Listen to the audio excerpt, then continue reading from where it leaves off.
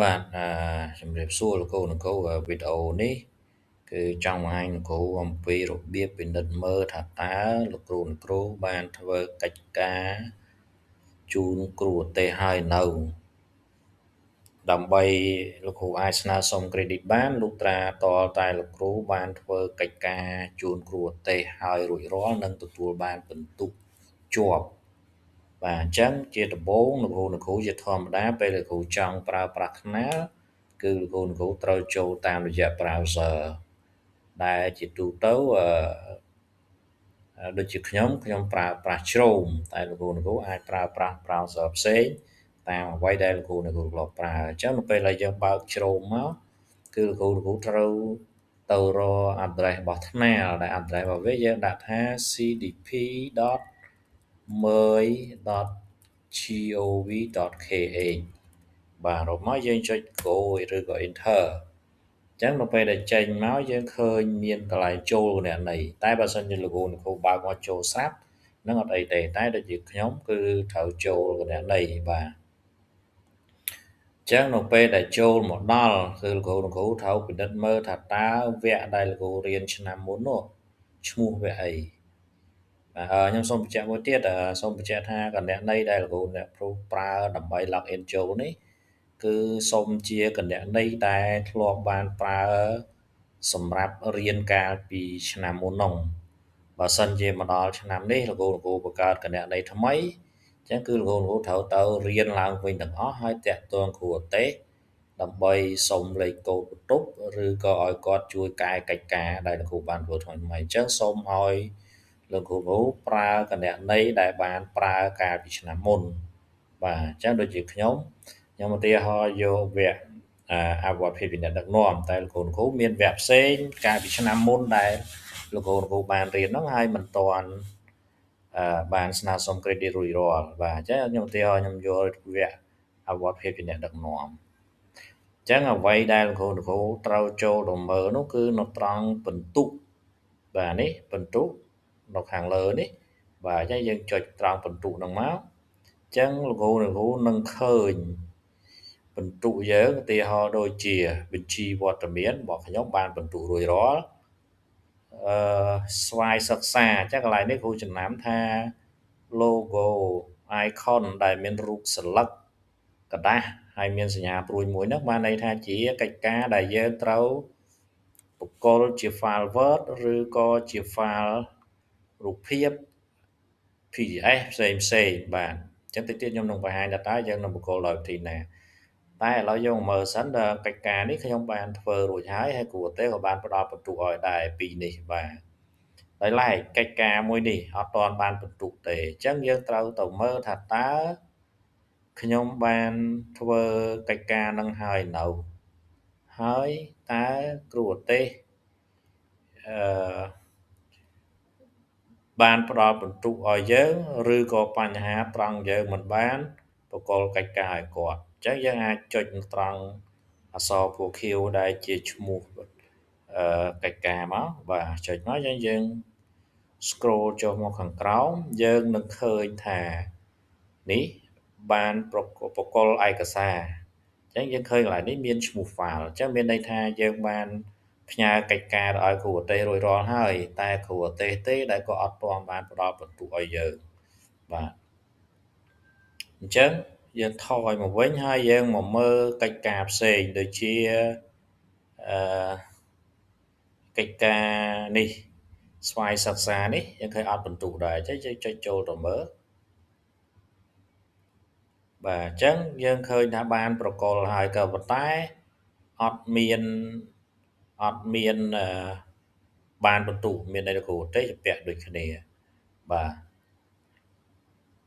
អញ្ចឹងយើងថយមកវិញទៀតយើងមើលអ្វីតទៀត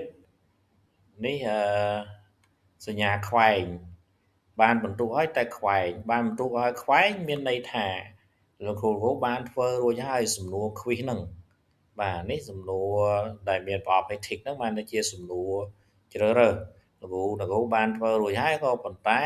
ចេញខ្វែងមានន័យថាលោកគ្រូធ្វើអត់ទាន់បានជាប់ទេតោះតែចេញ tick ចេះបាន ជាប់នោះមានន័យថាម៉េចជាការកំណត់ភាគរយឧទាហរណ៍ដូចឡើយនេះគាត់ដាក់ពិន្ទុធំបំផុត10ហើយលក្ខខណ្ឌគាត់គឺ80%បានអាចជាប់អញ្ចឹងតើឡើយនេះធ្វើបាន8បានជាប់អញ្ចឹងគឺលោកគ្រូត្រូវត្រឡប់ទៅលើប្រធានបទហ្នឹងហើយ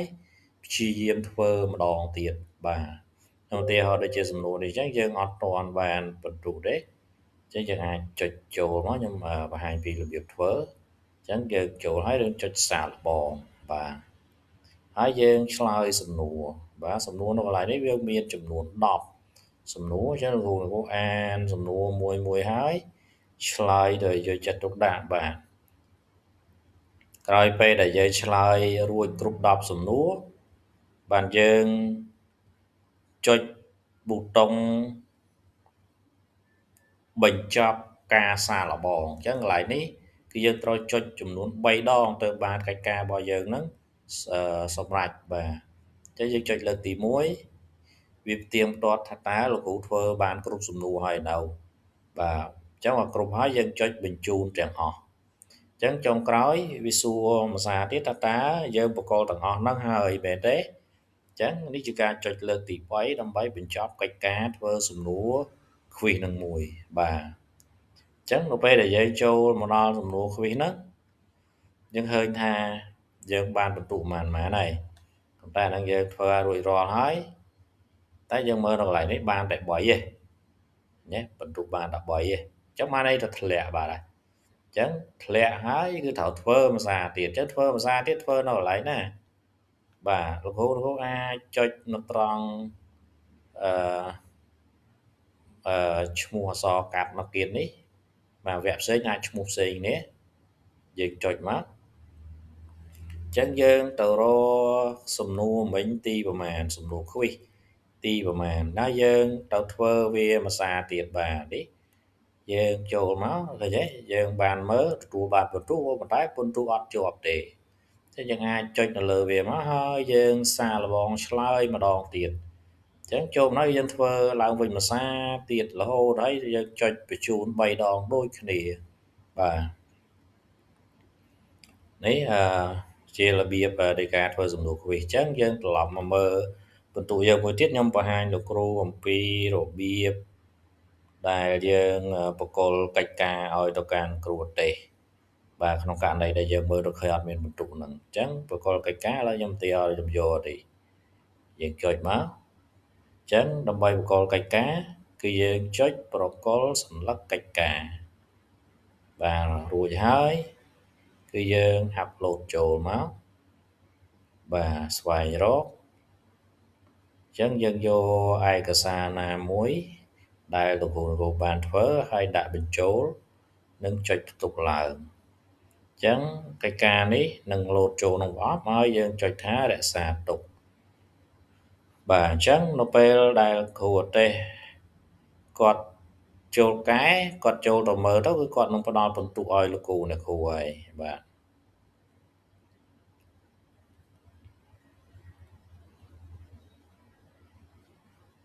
បាទអញ្ចឹងអ្វីដែលលោកគ្រូមើលដែលគ្រូត្រូវមើលគឺមើលត្រង់ពិន្ទុនេះថាតើមានពិន្ទុ tick ហើយឬនៅបើអត់មានទេយើងចុចទៅលើប្រធានបទទៅពិនិត្យថាតើយើងបានធ្វើកិច្ចការនឹងហើយឬនៅបានបកលឲ្យគ្រូទេសហើយឬនៅបាទបើយើងចូលទៅមើលទៅឃើញមានតារាងដាក់ថាបកលកិច្ចការមានឈ្មោះ file ដូចខ្ញុំបង្ហាញនៅខាងលើនោះបានន័យថាគ្រូទេសគាត់មិនទាន់ផ្ដល់ពិន្ទុឲ្យយើងដោយឡែកបើសិនជាយើងចុចនៅលើ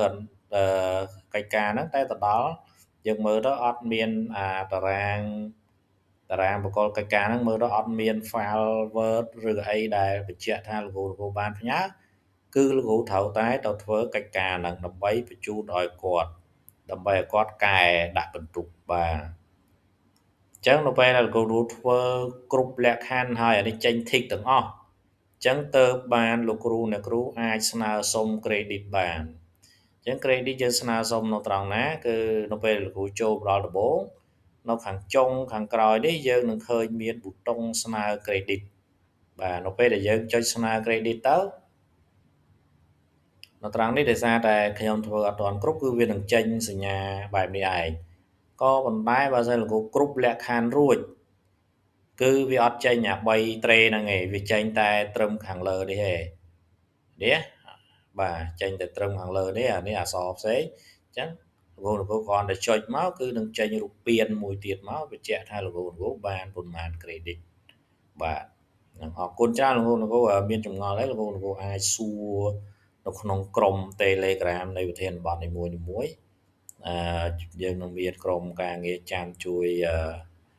ផ្ដល់ដោះស្រាយជូនលោកគ្រូបាទអរគុណច្រើន